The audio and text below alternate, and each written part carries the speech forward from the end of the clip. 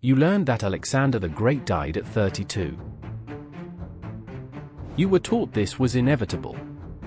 A fever in Babylon. The greatest conqueror who ever lived, felled by something invisible after surviving every army on earth. But here is the thing nobody tells you: the fever that killed him took 12 days. 12 days in which his physicians had multiple chances to intervene. He survived wounds that should have killed him 3 times over. He was 32 and in extraordinary physical condition. What if he didn't die? What if Alexander the Great ruled for another 40 years? Let's open the vault. June 11th, 323 BC. Babylon. Alexander the Great, king of Macedonia, pharaoh of Egypt, great king of Persia, lord of Asia, age 32, develops a high fever after a banquet. In our timeline, the fever worsens over 12 days. He loses the ability to speak. His generals file past his bedside for a final review. When they ask if he wishes to leave his empire to a worthy successor, he says, barely audible, to the strongest. Those 3 words destroyed everything he had built. Within 20 years, his empire was carved into 3 hostile kingdoms by the men in that room. The unified world he had imagined, a fusion of Greek, Persian, Egyptian, and Indian civilization under a single administration, lasted exactly as long as he did. Not 1 day longer. Here is what historians agree on, and what most people miss: Alexander was not finished. He was in the middle. At the time of his death, his armies were staging for an invasion of Arabia. He had already dispatched exploratory fleets around the Arabian Peninsula. He had plans, documented ones, for a campaign into Carthage in the west. He considered his empire a starting point, not an end point. He had also been working on the hardest problem he ever faced. Not military. Administrative. How do you hold together an empire that spans 35 cultures, 12 languages, and 4 major religious traditions without an army at every corner? In this timeline, he lives. Not because he was cured by miraculous medicine. Because the specific strain of typhoid he contracted was identified early by his chief physician Critobulus, who had already saved Alexander from a chest wound in India, and the enforced rest his court imposed was sufficient. The fever broke on the 8th day instead of the 12th. Alexander recovered. Weaker. Changed. But alive. Subscribe to the Alternate Archive, a new timeline opens every week. 9 months after his recovery, Alexander does what the fever had interrupted. He launches the Arabian campaign. Arabia in 323 BC is the world's most important trade hub. The incense route runs from the southern Arabian kingdoms, Saba, Hadramaut, Kataban, north through the Hejaz to the Mediterranean. Every gram of frankincense, myrrh, and spice that Egypt or Persia burns passes through Arabian hands, and the Arabian merchants extract a fortune at every waypoint. Alexander wants this route. Not to tax it, to control it. His plan, documented by the ancient historian Aristobulus, is to found a new city on the Arabian coast, a port that links the Persian Gulf to the Red Sea, giving his empire a sea route to India that bypasses the overland mountain passes forever. The campaign takes 4 years, not 3 months. The southern Arabian kingdoms are not military powers, but the desert is. More soldiers die of heat and thirst than of any enemy's spear. But Alexander wins.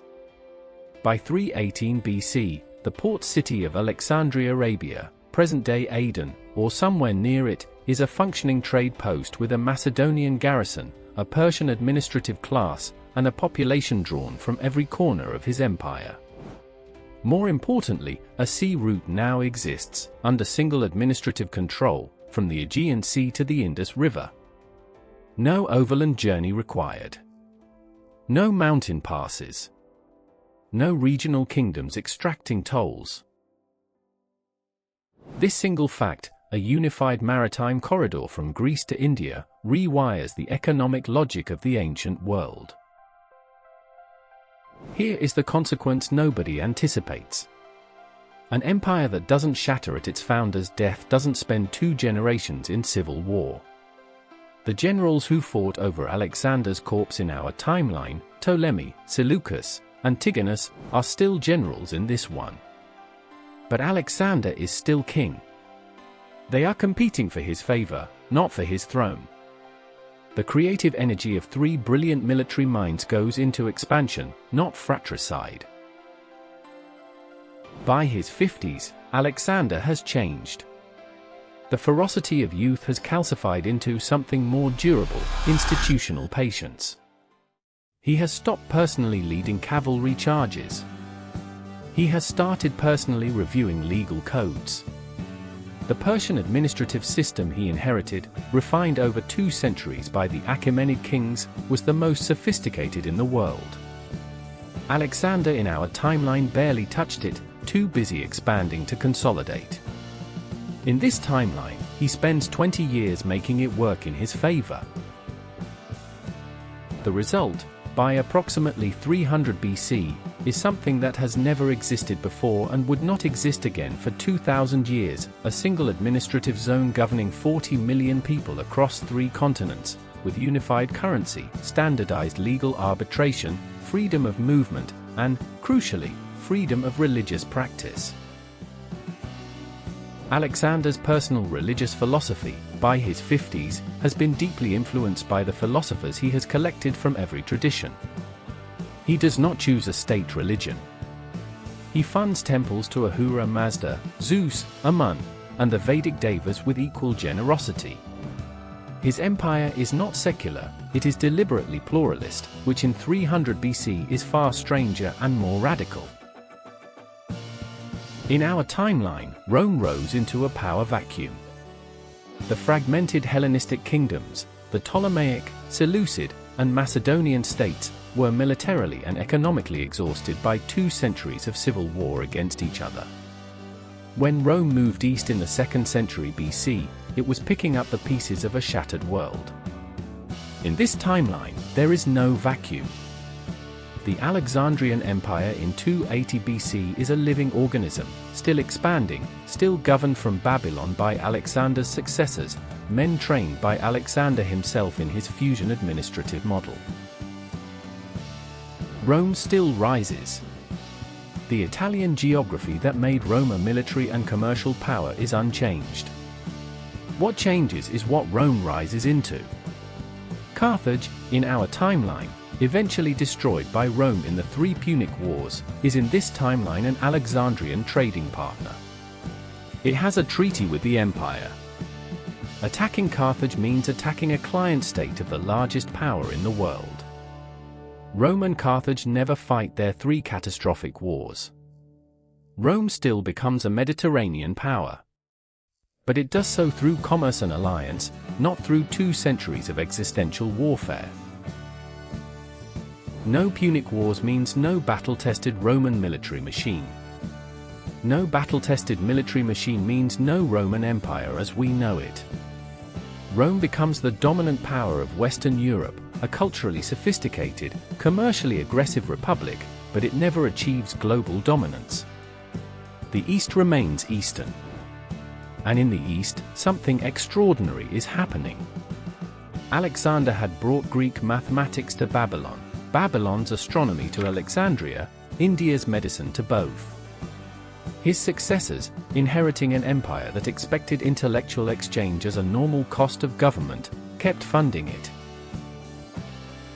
By 200 BC, the mathematical astronomy of Babylon combined with Greek geometry and Indian numeral systems produces something that in our world wouldn't appear until 1600 AD, heliocentric models of the solar system with accurate predictive calculation. The Copernican revolution happens in 200 BC in Babylon. So what does 2026 look like?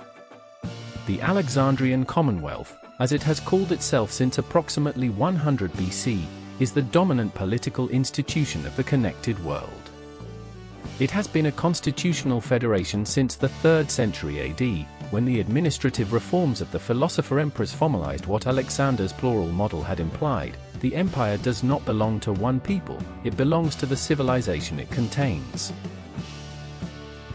Greek is the universal language of science and law, as it has been for 23 centuries.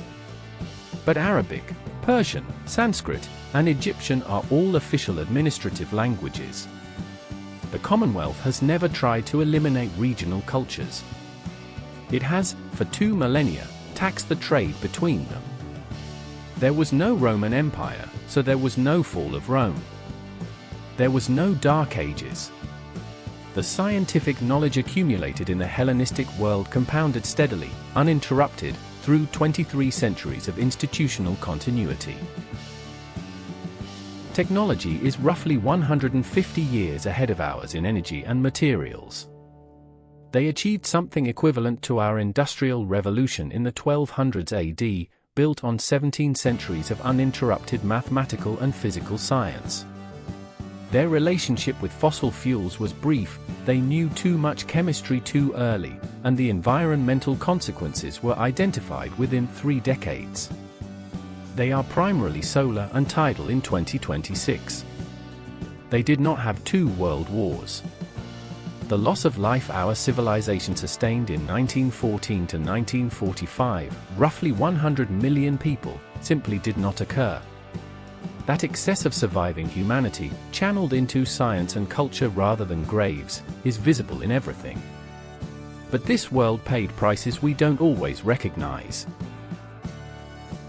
Western Europe's independent development, the cultural explosion that gave us Shakespeare, Beethoven, the French novel, Gothic cathedrals, never happened. There is no English literature, because England became a Roman-allied Celtic state rather than an Anglo-Saxon conquest. No German philosophy. No Italian Renaissance born from the sudden rediscovery of lost classical texts, because those texts were never lost. The West of this world is culturally rich but not independently rich. It contributed to the Commonwealth's synthesis rather than developing its own tradition in isolation.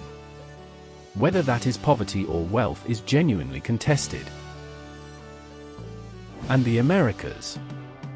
Hellenic sailors, following the mathematics of celestial navigation developed in 200 BC, reached the Caribbean around 150 BC.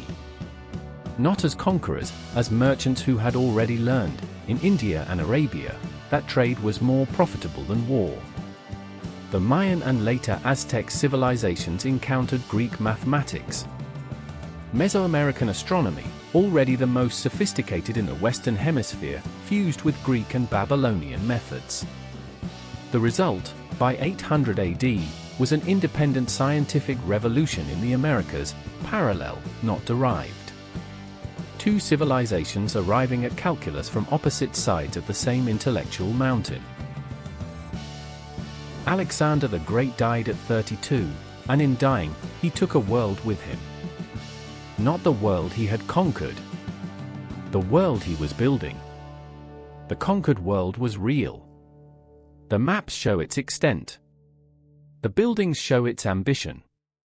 But the world he was building, the deliberately pluralist, relentlessly curious, institutionally patient civilization he had sketched the blueprint of by his final year, that world existed only in 12 days of fever. He was the only person who knew what he intended. And he took it with him.